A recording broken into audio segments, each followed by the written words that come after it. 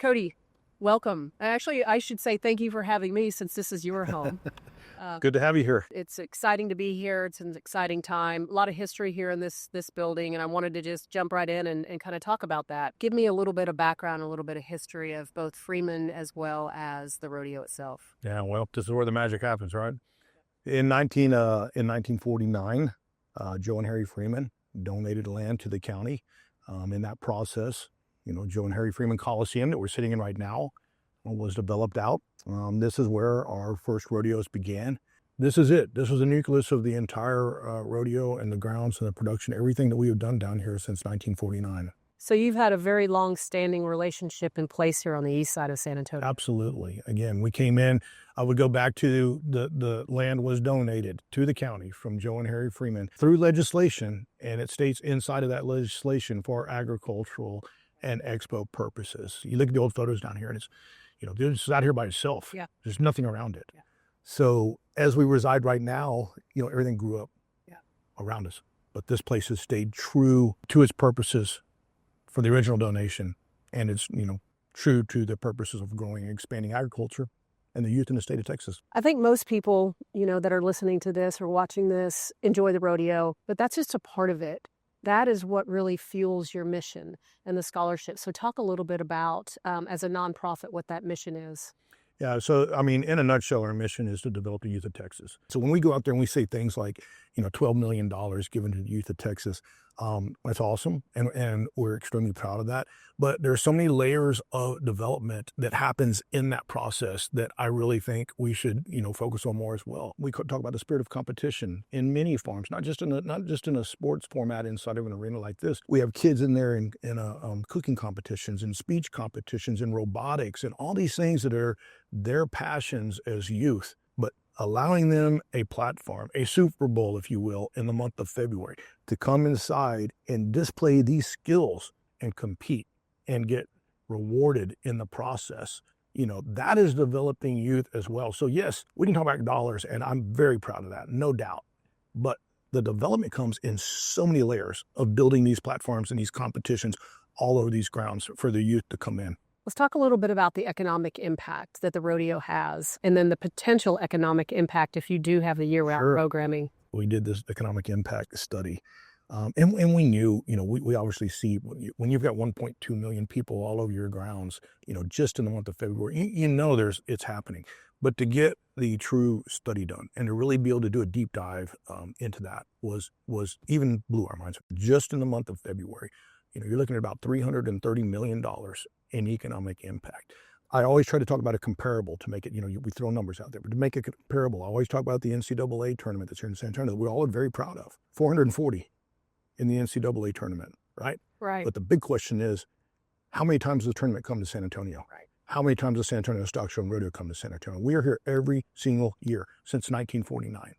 When you're talking $330 million strictly in the month of February, quite simply, give us room. We do 330 in the month of February, but we also do another 38, what we reference as the off season, from wine competitions to things that are spread all over Bexar County. Take it times 2 are the projections if we're allowed to have the room to go out and do this format again that is already happening in our peer cities out there. They already are having success in it, and we could have it right here. Fort Worth is a perfect example. I love Fort Worth. Great peers of mine, dear friends of mine in the industry. We go out and we work all over the nation, and I would say Fort Worth, really we align the best with as far as philosophies. Love them. I want to beat them. Yeah.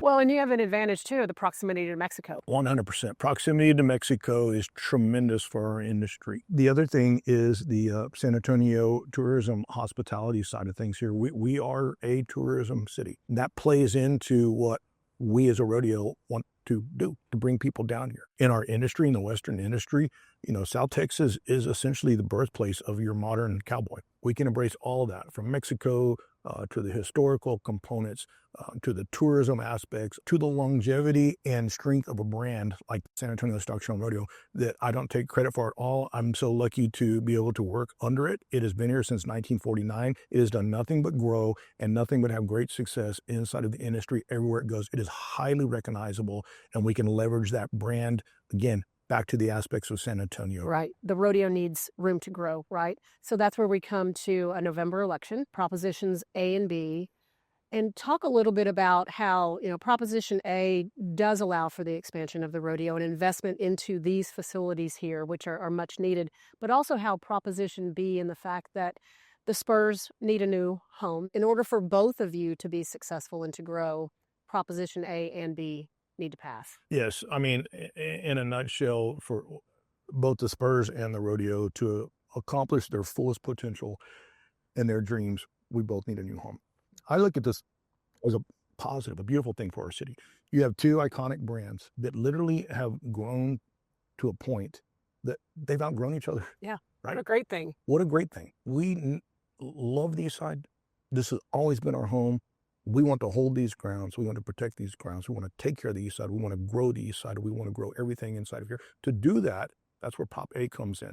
If I'm going to go out and I'm going to try to do in our industry the things that we've talked about, bringing in the cuttings and the reinings and going into Mexico and coming out with the Choriata competitions and the escaramuzas and all this type of stuff, we cannot bring all that in here if we don't have a facility that is competitive with anybody else in the nation out there. Prop A and the support of Mayor County gives us the facilities that we can do our job to go out there, recruit, and bring these people inside of here. It allows us to operate year-round. I have to have those facilities to accomplish that. I have to have those facilities to take care of the East Side and make our commitment fulfilled down here. That resides in Prop A. The Spurs, they need a new home. We need room, and Prop B allows them to go where they need to be. And I want to do a shout out to the Spurs in the aspect that from the San Antonio Stock Show and Rodeo, we would not be sitting here today talking about our size, what we can do, our growth, if we had never partnered with the Spurs for the arena next door. If we had never aligned with the Spurs, never would we have grown to the caliber of a rodeo, of what we were able to produce because next door. And that took the Spurs and us together to grow that and be able to get to that point down here. Well, I've seen the renderings for the improvements, and what it really does is it changes this from just a location to a sense of place. And I know that you've talked about, bringing the people here, and not just for mega events, but people here that are coming from out of town, that spend the nights, that want the restaurants, and coming and going, and can help to bring the people to change the dynamics. 100%. I mean, it's no secret you come down here and this place is an asphalt jungle. It's cold. I wasn't going to say it. I'll say it. I'm just choose straight. It's an asphalt jungle. There's cold metal barns everywhere. Yeah. This plant allows a makeover, if you will, to give this place the attractive feel that it deserves. Not the layers that have just been built through the years, Right. but give it a feel that it deserves. Number one.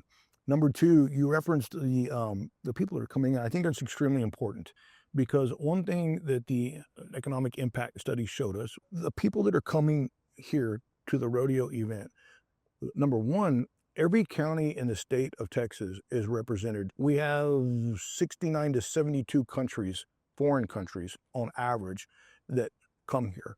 We have 1.2 million people inside of the month of February. They're staying an average of 3 days. They're traveling to compete and do the stuff. They have money to spend, out of town dollars coming in.